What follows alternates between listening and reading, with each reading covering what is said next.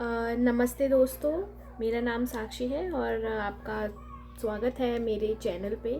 तो आज मैं बात करना चाहूँगी मेंटल हेल्थ पे। बहुत कम लोग हैं जो इस टॉपिक पे बात तो करते हैं पर गहराई से कोई बात नहीं करता। देखो, मेंटल हेल्थ एकदम से ही किसी की मेंटली स्टेट ख़राब नहीं हो सकती। It takes time and it takes a lot of years उसकी जो है। और जो ट्रॉमा है, चाइल्डहुड ट्रॉमा है, बचपन में बहुत सारी चीज़ें ऐसी हैं। पेरेंट्स अच्छे होते हैं पर जानबूझ के नहीं, वो कई बार बच्चों के साथ ऐसी लाइक देखो, जनरेशनल ट्रॉमा चलता आ रहा है। तो वो क्या है, वो भी फ्रस्ट्रेट होके बच्चों को कभी कभी ऐसी बातें बोल जाते हैं जो बच्चों के दिल को चुभ जाती है।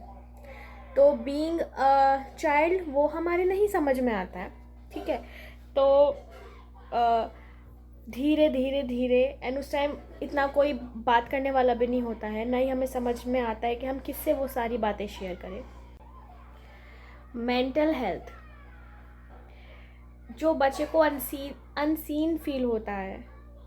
और मतलब कि बच्चा अगर थोड़ा सा डिफरेंट है बाकी बच्चों से, तो वो जो कंपटीशन होता है पेरेंट्स की तरफ से कि भी नहीं आपको उसको उसका बेबी देखो, उसका बच्चा देखो, वो देखो इसमें कितने मार्क्स आते हैं, आप तो डम्बो हो, आपको ये इतनी चीज़ समझने में इतना टाइम क्यों लग रहा है। देखो, हर बच्चे की माइलस्टोन अलग होती है, उसके सोचने समझने की जो भी शक्ति होती है वो अलग होती है। Every child is a different. तो बचपन में हम जानबूझ के नहीं बट बाय मिस्टेक हम पता नहीं अपनी फ्रस्ट्रेशन उस पर निकाल देते हैं। एंड वो जब वो बड़ा होता है ना बच्चा, वो चीज़ इतनी ज़्यादा बढ़ जाती है एंड आप उसको जिस पे बीतती है ना, जो भी मेरे व्यूअर्स देख रहे हैं और जो इस स्टेज से गुजर रहे हैं शायद वो समझ सकते हैं। और कहीं ना कहीं I also suffer this anxiety and over thinking. बहुत बुरी चीज़ है।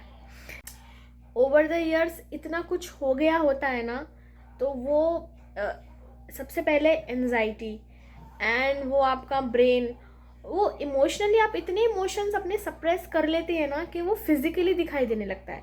कोई भी बीमारी आपको ऐसी नहीं हो जाती, सीरियसली। और वो हमारे जो इमोशंस होते हैं वो सप्रेस हम नहीं कह पाते किसी डर की वजह से, या बीइंग जज कि हमें कोई ऐसा जज करेगा। सिम्टम्स बताती हूँ कुछ। एनजाइटी होती है, बहुत बुरी चीज़ है एनजाइटी। मतलब कि जिस इंसान पे वो उसे ही पता है कि कितना वो रात भर उसको नींद नहीं आती, इट स्टार्ट पेनिंग। ये जो अगर किसी को बहुत ज़्यादा टेंशन है तो ये पीछे की साइड, ये आपके नेक में पेन रहता है, पीछे की साइड हेड में पेन रहता है। और इट्स इवन लाइक जो आपकी पूरी लेफ्ट साइड है ना, वो इतना पेन करती है, जैसे लेफ्ट हैंड हो गया। चेस्ट पेन बहुत ज़्यादा होता है। एंड सबसे इम्पॉर्टेंट चीज़ ये है कि बहुत लोग गलत मीन्स कंसेप्शन है सबको कि अगर पेट में दर्द हो रहा है तो उसको कुछ गैस बन रही है। नहीं, अगर वो इस चीज़ से गुजर रहा है, जो इमोशनली थोड़ा सा मतलब कि बहुत ज़्यादा वीक हो चुका है, वीक तो नहीं कहूँगी पर वो इमोशंस दबाए रखा है, अगर उसको एनजाइटी है तो सबसे पहले उसका पेट खराब होगा। उसकी वो चीज़ गट से स्टार्ट होती है, गट हेल्थ आपकी एकदम कमज़ोर हो जाएगी। तो अपना ध्यान रखिए, छोटी से छोटी बीमारी को लाइटली मत लीजिए। Go and see your doctor, talk to your loved ones. और आपके आसपास जो भी इस चीज़ से जूझ रहे हैं तो प्लीज़ उनसे अपनी बातें शेयर कीजिए। और जो जिनके लव्ड वंस को ये प्रॉब्लम है तो प्लीज़ उनकी प्रॉब्लम्स को समझिए। उन मतलब उनकी बातों को बस आज समझ जाओगे ना तो वो इंसान पूरा ठीक हो जाएगा। उसको वो लव और जो केयर जिस तरह से चाहिए ना, आप उसको वो दीजिए। तो आधी प्रॉब्लम, डॉक्टर की ज़रूरत ही नहीं है भाई, वो अपने आप ही ठीक हो जाएगा। तो जस्ट टेक एक्शन, उसको हक कीजिए, उसको वो वार्मथ फील कराइए, तो सब ठीक हो जाएगा डेफिनेटली। ये मेरी गारंटी है कि ऑटोमेटिकली अगर कोई उसे समझने वाला मिल जाएगा तो वो ठीक हो जाएगा। और थोड़े जो मेरे इंट्रोवर्ट दोस्त हैं, कोशिश कीजिए अपने इमोशंस को बाहर दिखाइए, गुस्सा होइए, सब कुछ जो करना है करिए, कुछ भी बोलिए, मत किसी को हर्ट मत करना, पर try to show your emotion. जो भी आपका बेस्ट फ्रेंड है, कोई भी है, उसको आप शेयर कीजिए, शेयर कीजिए, मुझे शेयर कीजिए।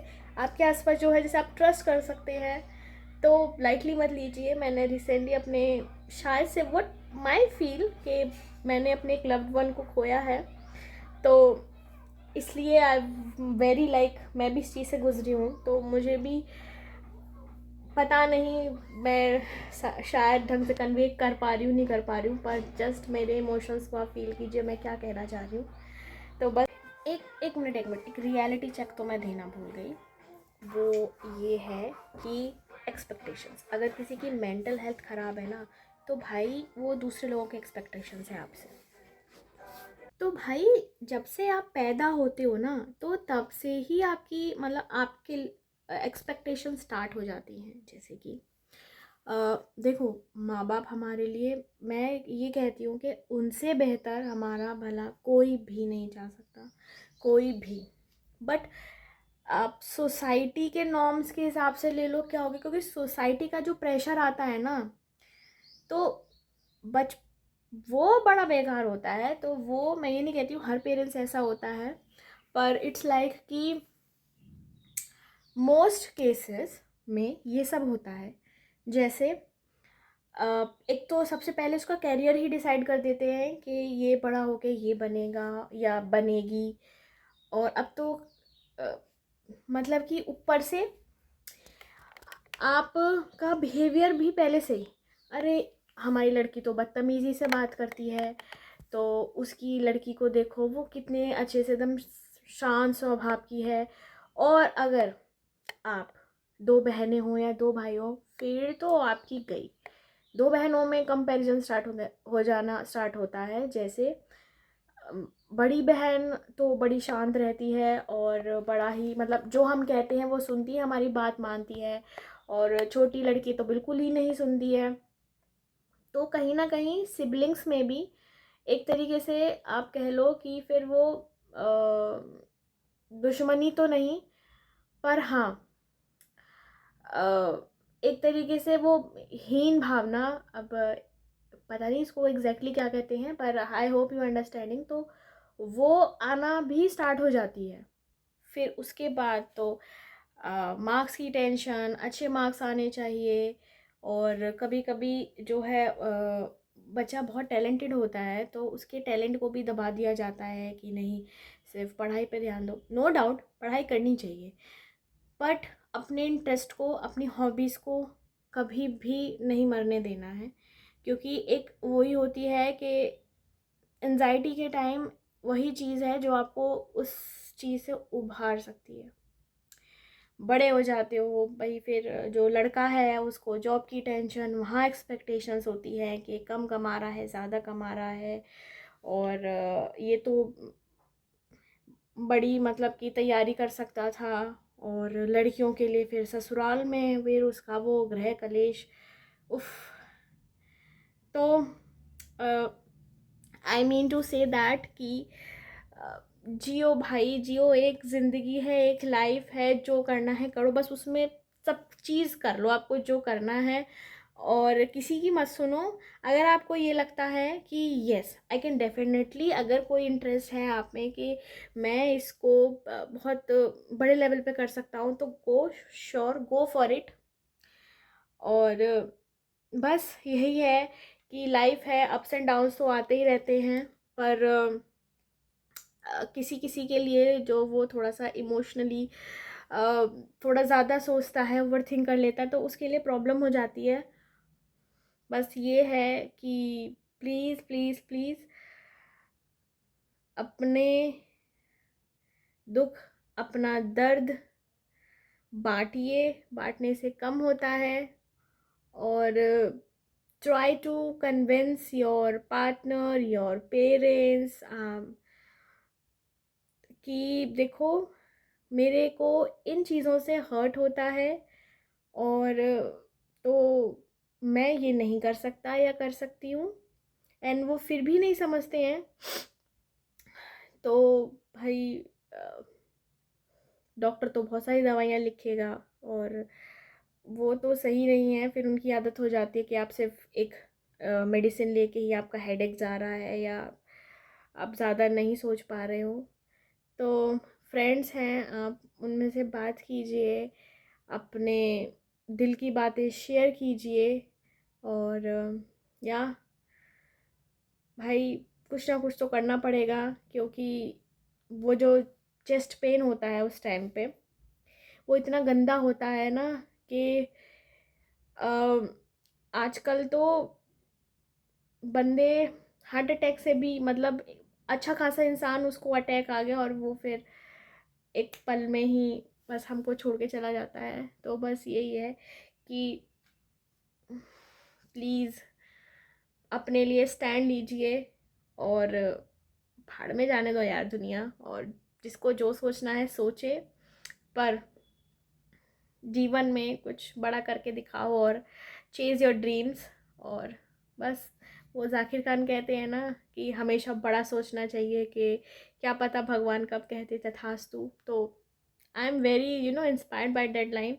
मुझे नहीं पता ये वीडियो कितने लोगों को अच्छी लगेगी, बहुत हो सकता है मैं ट्रोल भी हो सकती हूँ। खैर, अभी तो स्टार्ट ही कर रही हूँ। पर हाँ, जो मेरे मन में आया मैंने वो कह दिया। सॉरी अगर किसी के सेंटिमेंट्स को हर्ट हुआ हो। मैं किसी को ऐसे प्रोवोक नहीं करी गलत चीज़ों में जाने के लिए।